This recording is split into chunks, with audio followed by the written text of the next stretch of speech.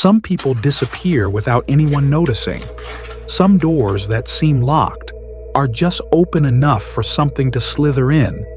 And some gazes don't come from eyes, but from the very darkness around you. Tonight, you'll hear 3 stories. A strange party where red wine wasn't the only thing poured into glasses. A college student whose apartment was quietly entered, with a key that used to belong to him. And a girl who thought she'd blocked her ex until the photos began to appear.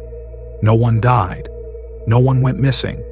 But no one stayed the same after it all began.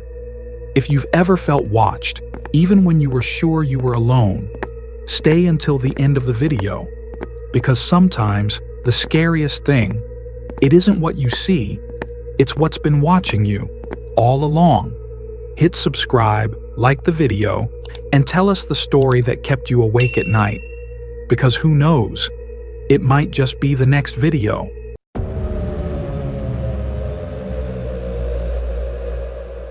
I've always believed that the worst nightmares don't start with screaming or blood.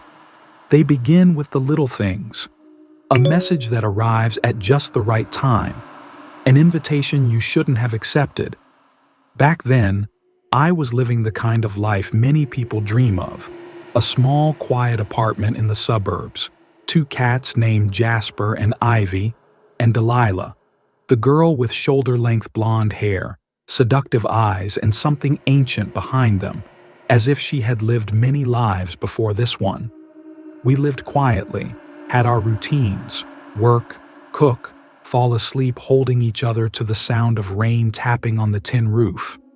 Nothing extraordinary, but I was happy, and I believed she was too.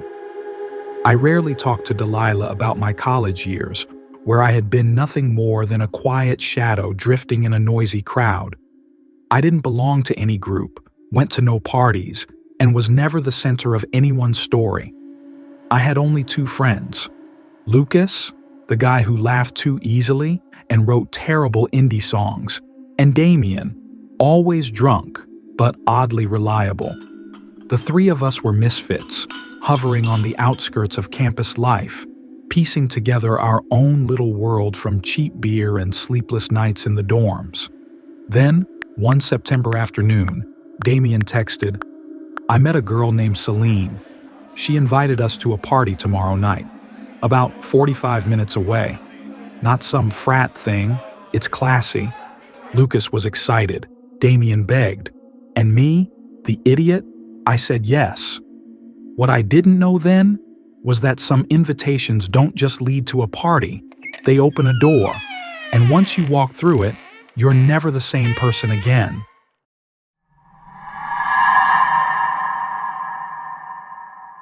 The road leading to that house felt longer than I remembered. Night had fallen thick and heavy, and the twisted silhouettes of trees on both sides looked like old arms reaching out, trying to pull back the car we were in. Damien was driving, eyes locked on the GPS. Lucas rolled down the window to smoke. I sat in the back, fingers tapping lightly on my knee as a creeping unease began to spread, like a chill running down my spine. And then we saw it. The house appeared at the end of a slope, 3 stories tall, covered in dead ivy, its windows tall and narrow like half-shut eyes. The lights inside glowed stark white, not the warm hue of yellow bulbs, but a cold, sterile brightness, like fluorescent lights in a morgue. Something about it felt wrong, but no one said a word. We got out of the car. From inside, music floated out, vague and distant. It wasn't EDM or college party music. It was strange, drawn out, and fluid, like someone was playing string instruments underwater. No laughter, no clinking of glasses, only footsteps, soft and even, as if the people inside weren't quite touching the floor. The door was already open. A man in a black suit stood by the entrance. He said nothing, just gave a faint nod, his smile never reaching his eyes.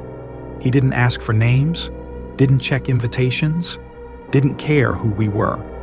Inside, the room was dead silent. Dozens of people stood, sat, and moved, but all of them were beautiful in an unnatural way. Pale skin, lips red like wine, eyes glassy, as if coated in crystal. They were dressed like something out of a 19th century ball. Tailcoats, floor-length silk gowns, lace gloves. No one spoke loudly. Everything moved with a strange softness, like we had stepped into a dream, or a dream turning into a nightmare. We walked in, looking like three lost kids who had stumbled into the ballroom of nobles long dead. Damien nudged me, whispering, "Look, free wine." And before I could stop him, he had already taken a glass of deep red wine from a girl nearby. She smiled, thin lips, teeth white like porcelain. I looked around. No beer, no snacks, no hazy lights, only that red wine, that invisible music, and those strange eyes from guests who were waiting. Lucas muttered, "I thought this was a college party, not a ghost wedding." Damien laughed out loud, but it rang through the room like a misplaced note. Too loud, too human, too alive in a place meant for the dead. Heads turned. 1, 2, then 10. All of them looking at us, not angry, not curious, just hungry.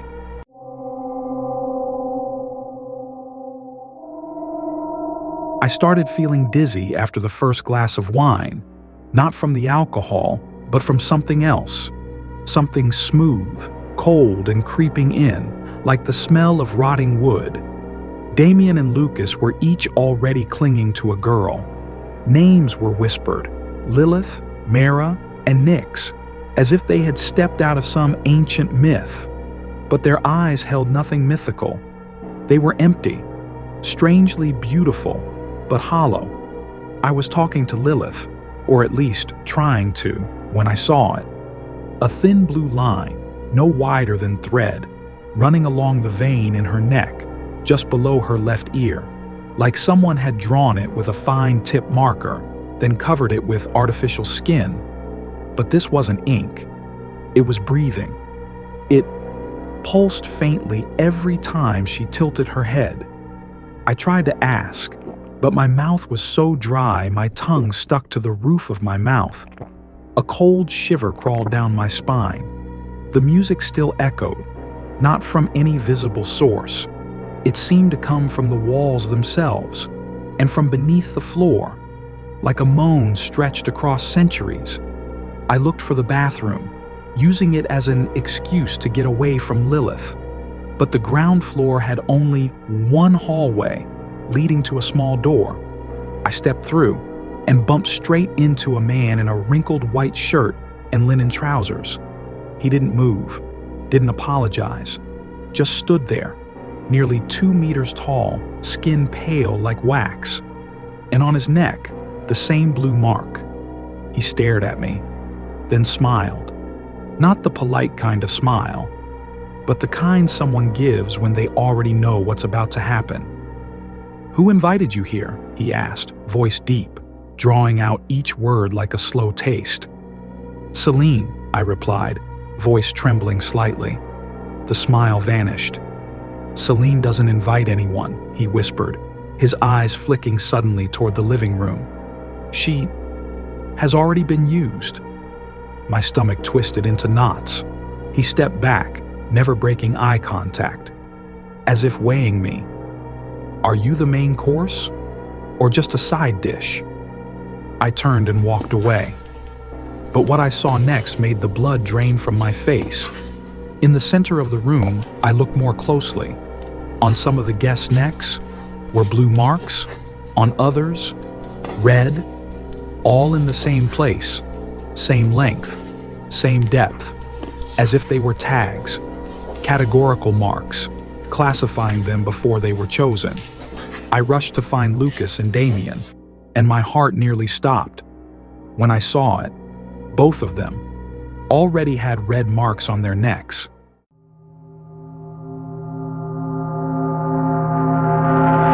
I found Lucas and Damien on the second floor, leaning against the wooden railing, each with a girl draped on their arm. The marks on their necks glowed red, not the red of wine, not the red of anger, but that kind of red, like blood dried on skin. A thin streak, running just beneath the earlobe, exactly where I'd seen the blue marks earlier. But now it had spread, as if something inside them was beginning to take hold. I grabbed Lucas by the wrist and yanked hard. "We have to leave, now." He gave me a faint smirk, like I had just told a bad joke. "Leave? I'm in the middle of an interesting conversation. Jealous, are we? No one wanted to talk to you?" I turned to Damien. He just shook his head, eyes drooping as if he'd smoked something far too strong. "She told me to wait in the last room down the hall," he muttered. "Just for some fun, Ethan." "No," I snapped. "Don't you see it? Look at your neck. This isn't fun. This is—" Before I could finish, a man passed by the hallway, tall, wearing a black velvet suit. His eyes were completely black, with no whites, and on his neck, a red slash, deeper, longer, as if the ritual had already been completed. He looked at me, then at Lucas, then Damien, then kept walking, said nothing. But that look, it was heavier than a death sentence. I didn't wait. I grabbed both of them and dragged them toward the staircase. They resisted at first, sluggish, then suddenly snapped awake when I shouted, "Don't you remember? Celine, the reason we came here. She's already been used. We're next." That's when Lucas touched his own neck, for the first time, and his face went pale. We ran down the stairs like three kids fleeing a bad dream.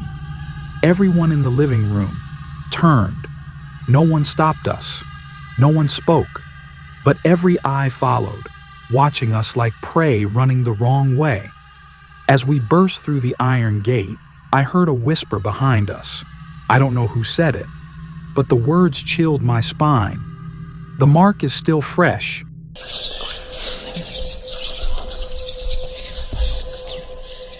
There are things that disappear, and you barely notice them. A pen, a receipt, a second sock. And then there are things that vanish in a way that makes your skin go cold, not because of what they are, but because of how they disappear.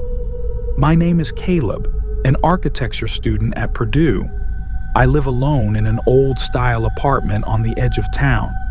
No girlfriend, no pets, just me, and the creaky radiator that pops and ticks every night like it's whispering to demons in the basement.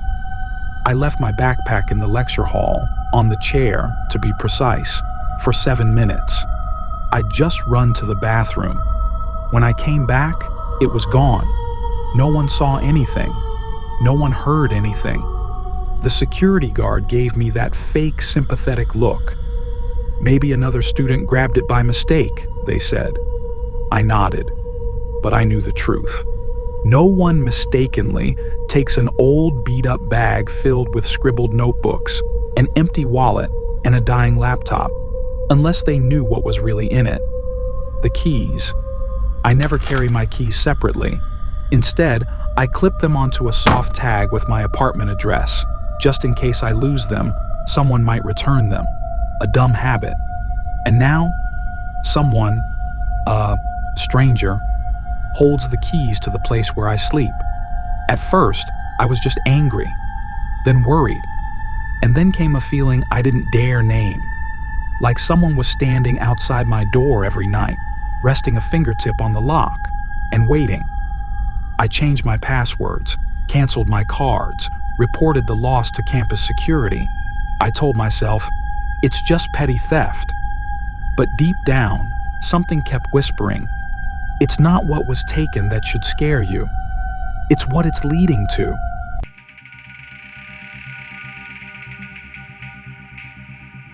It started with a piece of paper, not some elegant handwritten letter or colorful sticky note, just a plain paper coaster, the kind people use to keep coffee rings off their desks, folded in half, with one scribbled line in shaky black ink. I see you. No signature, no clue. Nothing but that sharp, crawling sensation, like someone had just exhaled against my ear and I hadn't even realized they were that close. I held the note for a long time, standing at the front door of my apartment, right where it had been slid through the thin gap between the wood and the floor. It was midday, cold, but the sunlight was blinding. No one in the hallway, no footsteps running away, just silence. And me. I tried to brush it off. Some prank from a neighbor, a drunk student, someone with the wrong address. But then the second note arrived, 3 days later. You don't remember me, but I remember you. This time I couldn't reassure myself anymore. I changed my email password, reset the Wi-Fi, installed a secondary lock on the front door. I called my landlord, an elderly woman in her 70s living out of state. She told me to stay calm. It's a very safe building. Not a single break-in since 1998. She emphasized 1998. That didn't help. I started noticing little things. Things are slightly off. The coffee mug I left on the kitchen counter, I found it on the windowsill in the morning. My backup notebook in my replacement bag, open to a page in the middle, even though I hadn't gotten that far. And for the first time in my life, I began to smell someone's presence. Not body odor, not cologne, but the scent of dampness, of mildew, of someone who slept too long in a cold room. The smell of someone who has been here, even though I lived alone. A week later, I got a text from an unknown number. Just one line. You lock your door well, Caleb. I didn't know what to do, except wait. And the waiting wasn't to solve anything. It was to let him act. I taped over the door cracks, wedged a chair under the knob every night, left the lights on like a child afraid of the dark. But deep down, in the coldest part of me, I knew the truth. He didn't need to break in anymore. He already had the key.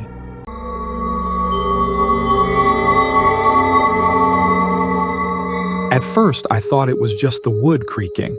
Old buildings do that, expanding and contracting with temperature, or maybe it was just the wind. That's what I told myself the first night I heard the footsteps, directly above my ceiling. The problem was, I lived on the top floor. At first, it was just a single faint creak. Then it became rhythmic. Step, step, pause, drag. Like someone was slowly dragging their feet from one end of the ceiling to the other. At exactly 2:47 a.m. every night. I tried going up to the rooftop during the day. The door was locked. The padlock was rusted, like it hadn't been touched in years. I asked my landlord. She said, "Oh, that door can't be opened from outside, sweetheart. The stairs are inside, and no one has them." I didn't tell her that I heard someone up there. Every single night. I bought a small camera and set it up in my living room, aimed at the front door. I didn't expect much. I just needed proof that I wasn't losing my mind. And then, after 2 nights of nothing, on the third night, I reviewed the footage and saw the kitchen light flicker off. No one in frame. But the light, which I knew I had turned off before going to bed, switched on at 2:46 a.m., 1 minute before the footsteps began. I started sleeping less.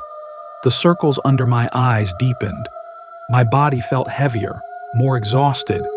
But my mind, sharpened like a hunted animal, always listening for that final pounce. And then came the night. The night that ensured I would never be the same again. I was lying in bed, eyes shut, but my ears stretched tight like wire. 2:47 a.m. No sound, no footsteps. Then, very softly, the sound of metal brushing against wood, like a key sliding into a lock. I held my breath. My hand clutched the kitchen knife I had hidden under my pillow. The door didn't open, but I heard footsteps, this time inside the apartment. The floorboards in the living room creaked, then the kitchen, then they stopped. At my bedroom door. I didn't dare open my eyes, didn't dare move. My heart felt like it would explode.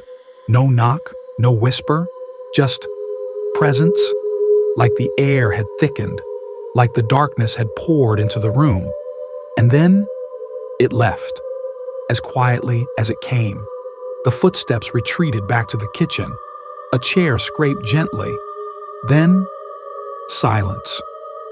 The next morning, I stepped into the living room. Nothing was out of place, except for one thing. On the dining table sat a ceramic mug, my mug, filled with cold coffee, placed neatly like someone had just finished using it. I didn't touch it.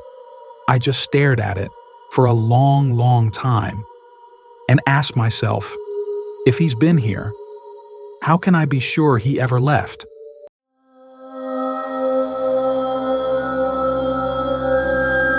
I left the apartment on a Saturday morning, carrying only a small suitcase. The rest, books, clothes, even the ceramic mug on the table, I left behind. Not because I missed them, but because I wasn't sure they belonged to me anymore. The new place was downtown, in a modern building with 3 layers of door locks and hallway cameras. Here, there were voices, there were cars, there was life, but I couldn't sleep. I still lay awake at 2:47 a.m., eyes wide open, staring at the ceiling. I didn't hear the footsteps, but I could feel them. A week after I moved out, I received an email from the same account I had used on the laptop that was stolen. I reported the account and deactivated it through the university. There was no message, just one attachment. I hesitated before opening it. Part of me screamed, "Don't!" But my hand still clicked. It was a photo of me, sleeping, in the new apartment, with the pale blue blanket and the bedside lamp, the one I had just changed the bulb in the night before. The angle was from above, as if from the ceiling. I haven't slept since that night. I added more locks, bought a new knife, unplugged my laptop camera. But I know, deep down, the way you know winter comes early in Indiana, he doesn't need a door. He doesn't need a key. Because what he's after isn't where I live. It's me.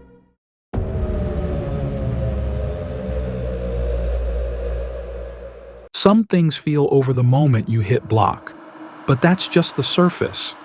A thin coat of paint over something still burning underground. My name is Rachel Morin, final year psychology major at Midland University, a small campus tucked into the quiet farmlands of Iowa, where winter comes early, and silence is so familiar it becomes a kind of noise. I used to date Eric Dawes, a fourth-year economics student, soft-spoken, kind-faced. Our relationship began like something out of a cozy movie, laptop movie nights, burnt popcorn, and hugs full of soft, sweet promises. But as time went on, Eric changed. Not with shouting, not with anger, just by being there, all the time, too much. I began to feel suffocated, like every corner of me was being lit up by a flashlight I hadn't agreed to. When I told him I wanted to break up, he didn't cry, he didn't plead. He just said, "I understand," and vanished from campus like morning mist. I thought, that's it, done. I blocked him on everything, deleted his number, wiped our texts, treated myself to a long hot shower and an old playlist. But then, 2 days later, I started hearing sounds. At first, soft footsteps, like the barely there thud of a shoe sole brushing against concrete. They came from the balcony behind my room, a balcony with no access, just a railing, and the wind. Then came the soft, dragging squeak, like someone trailing a fingertip across the window pane. I shut the curtains tight, slept with headphones on, told myself to forget it. But I knew, deep inside my chest, where instinct lives, that someone was still out there. Not knocking, not calling, just standing there and waiting.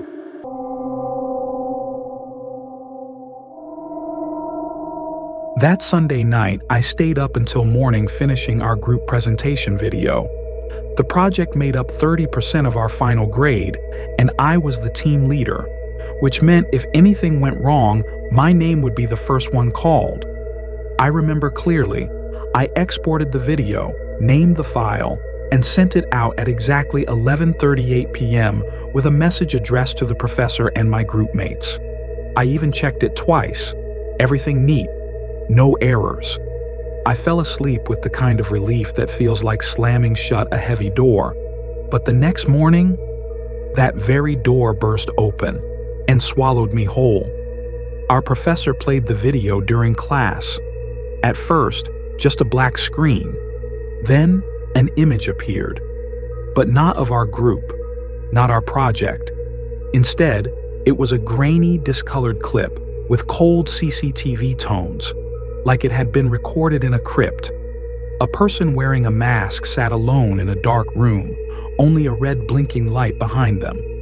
They stared into the camera, said nothing for the first 10 seconds. Then, they began to mumble. No, not mumble. Whisper, loud enough for everyone to hear, but so quiet it made your skin go cold. She thinks she's so clever. She thinks blocking someone makes them disappear. But some things aren't people. I sat frozen in my seat. The entire class turned to look at me. A few nervous giggles broke out, maybe from tension, or because they didn't yet understand what they were watching. But I understood. I heard his voice. A voice I thought I'd never heard before, and yet somehow knew. The voice of someone who knew my name, who knew what university I went to, who knew I had taken a shower at exactly 10:41 p.m. the night before. The professor shut off the video. His face had gone pale. He asked me to stay after class. I couldn't stand. My legs felt hollow. My hands were shaking like electricity was running through them. I logged into my school email, opened my sent folder. There were 2 emails. One at 11:38 p.m., the one I remembered, and another at 2:14 a.m., both from my account. Same sender, me. Except I'd been asleep by 2 a.m., and someone, or something, had used my name to send a message to the entire class, not as a warning, but as a beginning.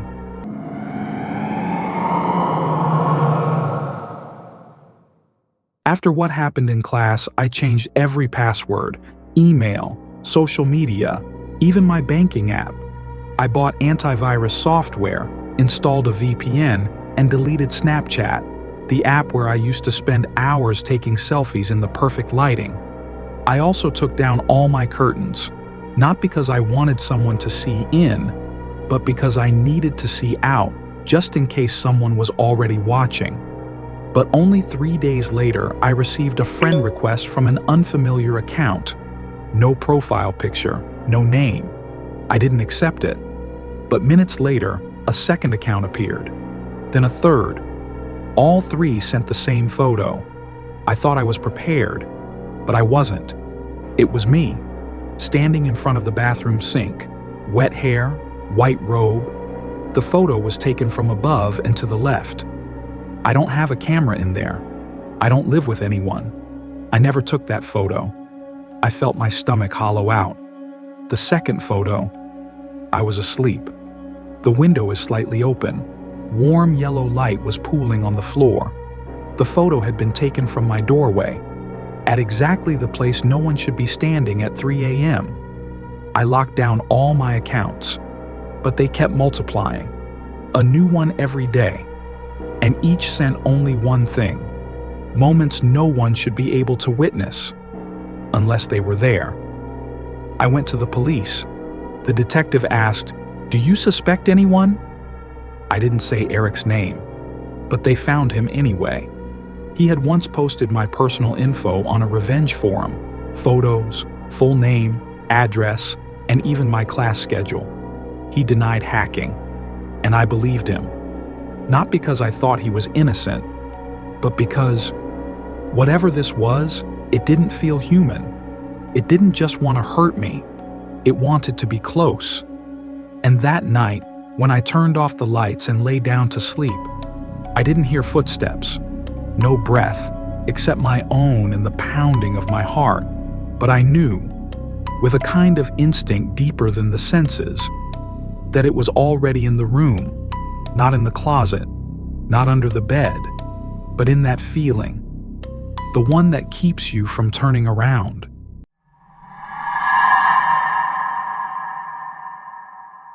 I moved the following week, told no one, posted nothing, said nothing to friends. I rented a new apartment on the far side of town under a different name, used a prepaid phone, no registration, no trace. I did everything a person on the run might do, even though no one was officially chasing me. The first 3 weeks were calm, so calm. I started to doubt it had ever happened. No strange accounts, no messages, no knocks at midnight. I started sleeping again, started to believe that maybe, just maybe, it had stopped. Then one rainy afternoon, I found a package at my door, no return name, small, light, wrapped in coarse brown paper, placed neatly in front of my apartment. I didn't want to open it, but I couldn't not open it. Inside was an old round mirror, the kind people used to hang in old bathroom walls. Its edges were scratched, the glass spotted with dry mold, like it had hung for years in a house no one lived in. I picked it up, turned the face toward myself, and then I saw the writing, faint, like it had been traced by a bare finger on long faded condensation. You don't need to look. I'm watching enough for both of us. I dropped the mirror. It didn't break. It just rolled onto the floor, face down. That night, I removed every mirror from the apartment. The one in the bathroom, the one in my purse, even the front-facing camera on my phone. But sometimes, when the lights are off, I still feel it. That slow, steady gaze. Gentle, patient, not angry, not in a hurry. It doesn't need to touch me, because it already knows me. Long enough, deep enough, and close enough. You've just heard 3 stories. No dead bodies, no killers, just ordinary moments, pulled slightly off track. Just a little shift is enough to make a whole life never straighten out again. Maybe you'll turn off this video, step out of your room, and switch on a light. Check the window, lock the door, again, even though you always believed it was secure, just to be sure. If you've ever had a sleepless night or a chill that ran down your spine in broad daylight, share your story in the comments below. Who knows, you might be the main character in our next video. And don't forget, like, subscribe, and hit the notification bell before something else does it for you.